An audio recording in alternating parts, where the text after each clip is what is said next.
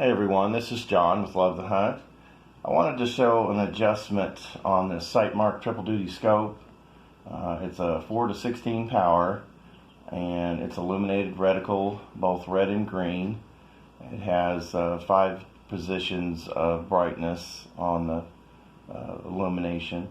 But the turrets here, we were shooting the rifle at Knob Creek out here in Kentucky, and I want to adjust them back to 0. I was hitting right at 200 yards with the setting I had on it.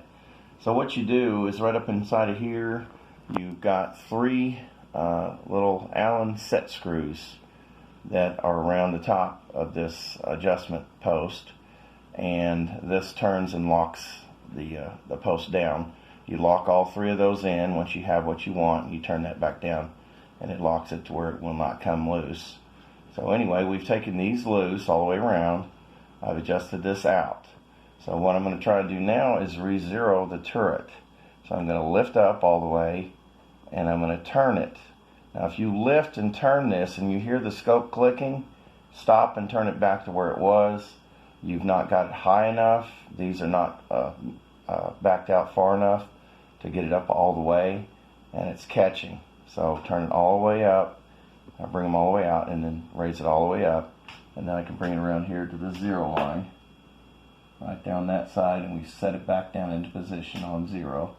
And then what we'll do is we'll tighten all 3 of these Allens, and then this screws back down. So really you can put this back down in position, make sure you held it where you want it. It's down all the way, tighten that, and then tighten all 3 of your Allen screws. You do the same thing for the windage here at the bottom. Let's see if I can back this one out too. Got that where it's back there, turned in. Okay, and then I'll pull all the way up on it and listen for it to click. You do not want it to click. That's moving your scope. It's not clicking, it's moving freely. So I'm going to bring it back around to 0. Jordan, is that on dead 0? Can you see? Yeah, it looks like it. Okay. So we're going to push it back down. We're going to lock it in with this top lock. And then we'll go back and we'll set in all 3 Allen screws to make sure this cap does not come back up in the air. And that will reset your scope for windage and elevation for the distance that you've sighted it in. So we sighted at 200 yards at Knob Creek. Like I said, it was a lot of fun. They had a steel target out at 300 yards. I'd never attempted 300 yards before.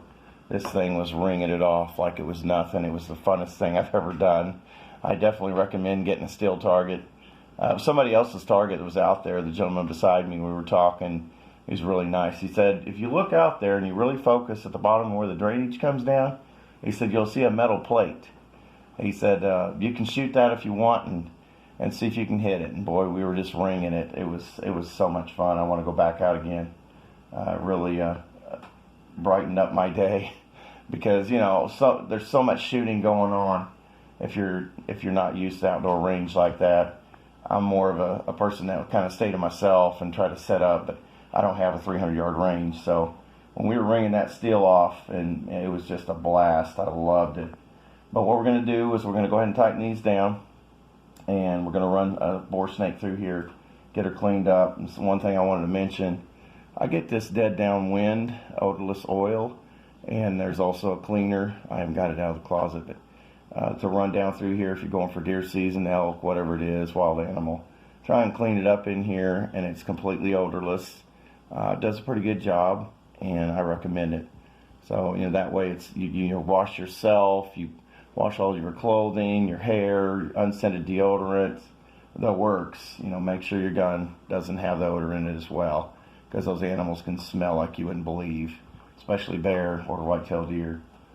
But anyway, guys, thanks for stopping in. We'll talk to you all later.